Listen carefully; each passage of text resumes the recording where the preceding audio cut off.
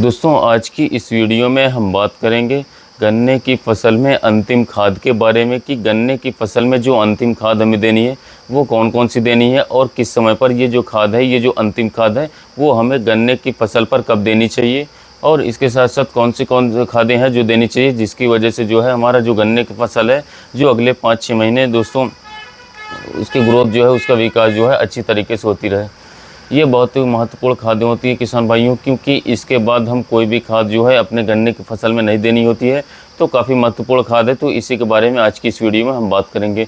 तो सबसे पहले किसान भाइयों बात करते हैं कि ये जो खाद है, अंतिम खाद जो है जो हमें अपने गन्ने के खेत में अपने देनी है, वो आपको दोस्तों कब लगानी है। तो किसान भाइयों ये जो गन्ने की खाद है, जो अंतिम खाद है, वो आप दोस्तों जब आपकी गन्ने की फसल जो है 110 से लेकर के 130 दिन का हो जाए या फिर 140 दिन का हो जाए, तब आप अपने गन्ने की फसल में दोस्तों अंतिम खाद लगा सकते हैं। जो तीसरी खाद होती है जिसको अंतिम खाद हम अपने गन्ने की फसल में कहते हैं, वो जो है आप अपने गन्ने के खेत में या गन्ने की फसल में लगा सकते हैं। या फिर दोस्तों जब आप गन्ने की फसल में मिट्टी चढ़ाते हैं, अंतिम मिट्टी लगभग आप देखें तो 120 दिन के लगभग 4 महीने के जब आपका गन्ना हो जाए, उस समय पर जब आप गन्ने की फसल में मिट्टी चढ़ाने का कार्य करते हैं, तो मिट्टी चढ़ाने से पहले आप जो है इस अंतिम खाद को अपने गन्ने के खेत में लगा सकते हैं। काफ़ी अच्छा रहेगा। बहुत ही दोस्तों महत्वपूर्ण है ये समय। और इसके साथ साथ किसान साथियों खादें कौन कौन सी देनी है, अब उसकी बात कर लेते हैं कि आपको अंतिम खाद के रूप में गन्ने की फसल में कौन कौन सी खादें किसान भाइयों लगानी है।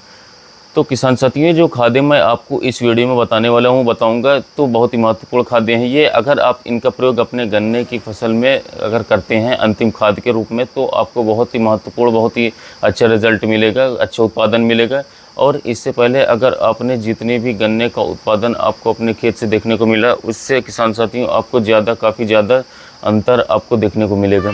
बहुत ज़्यादा अंतर जो है दोस्तों आपको इस अपने पिछले साल के किसान साथियों फसल की जो कटाई आपने की थी उससे अंतर दिखेगा, क्योंकि इस प्रकार की खाद जो है आपको बताने वाला हूँ आज की इस वीडियो में। किसान भाइयों आपने जो गन्ने के खादें डालनी है, जो देनी है, वो है सबसे पहले तो बात कर लेते हैं डीएपी की।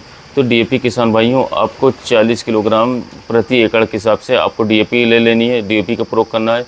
वहीं 40 किलोग्राम प्रति एकड़ के हिसाब से आपको पोटाश का उपयोग करना है, पोटाश ले लेनी है। इसके साथ ही में किसान साथियों 30 किलोग्राम जो है आपको सिंगल सुपर फॉस्फेट ले लेनी है, या 50 किलो तक भी सिंगल सुपर फॉस्फेट ले सकते हैं।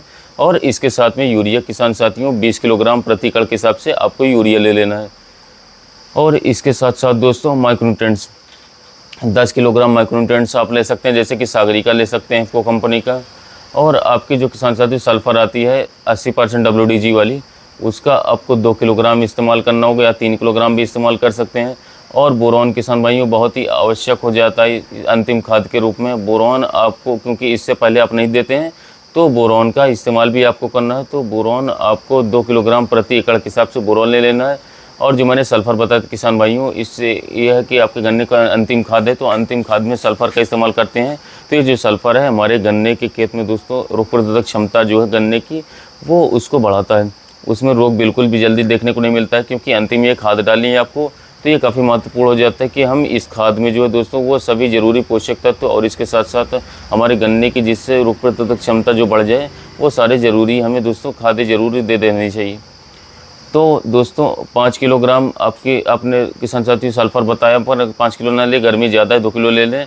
और इसके साथ ही में आप किसान साथियों 5 कुंटल गोबर की खाद को इस टेक्निकल के साथ मिक्स कर लेना है। सड़ी हुई गोबर की खाद जो होती है उसको ब्रेक करके उसको मिला करके आपको दोस्तों इन सारी खादों को जो है कूड़ों में बिखेर देना है, यानी कि जड़ों के आसपास बिखेरने के बाद दोस्तों आपको अपने गन्ने के खेत में जो है दोस्तों मिट्टी चढ़ा देनी, मिट्टी चढ़वा देनी। वो चाहे आप फावड़े से चढ़ा सकते हो, या फिर आप ट्रैक्टर द्वारा से, या फिर दोस्तों या फिर जो मिट्टी चढ़ाने वाले यंत्र आने लगे इस समय पर ट्रैक्टर वाले, उससे भी मिट्टी चढ़ा सकते हैं। और इसके साथ साथ किसी भी माध्यम से आप जो है गन्ने की फसल में अच्छे से मिट्टी जो है आपको चढ़ा देनी है। गन्ने की फसल में मिट्टी चढ़ाने का जो फ़ायदा है किसान भाइयों, वो ये है कि आपके गन्ने की जो फसल में अगर मिट्टी समय पर चढ़ जाती है, तो क्या होता है कि गन्ने की जड़ें जो हैं वो मजबूत हो जाती हैं, जड़ का विकास अच्छा हो जाता है और पौधा जो है वो सीधा खड़ा रहता है। क्योंकि इस समय पर जो बारिश होती है, हवा चलती है, तो उसकी वजह से क्या होता है कि किसान साथियों कि गन्ने गिरने के चांसेस रहते हैं। तो मिट्टी दोस्तों जड़ में अच्छी तरीके से लग जाती है, तो क्या होता है कि जड़ जो है काफ़ी ज़्यादा मजबूती के साथ खड़ा रहता है। तो आने वाले मानसून में किसान साथियों फिर पौधे गिरने की समस्या नहीं आएगी।